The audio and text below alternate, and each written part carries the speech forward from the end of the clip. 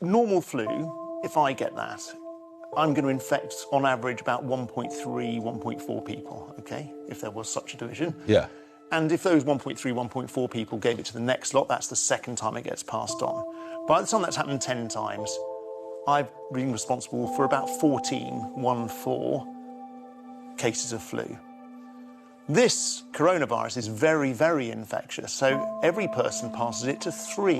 Now, that doesn't sound like much of a difference, but if each of those 3 passes it to 3, and that happens at 10 layers, I have been responsible for infecting 59,000 people. Now, I actually wasn't on top of that maths when you were doing that. OK, that did come as a shock, yeah. Right. Now, most people are going to feel a bit pokey, or not very pokey, and be just fine, but they will have spread it around.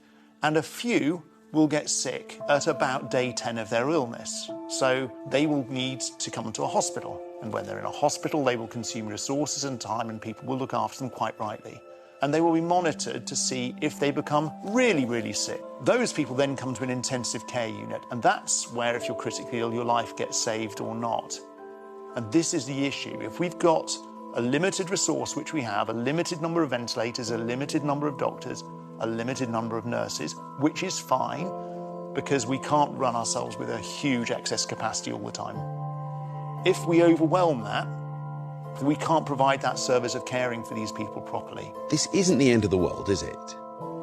No, we've got to remember that this is, I'm not going to play it down. It's going to be ugly, it's going to be horrible for a large number of people, but it will be a small number of people who get properly sick, and a smaller percentage of those, again, that need to come to an intensive care unit, and we can save the lives of a large number of those people too.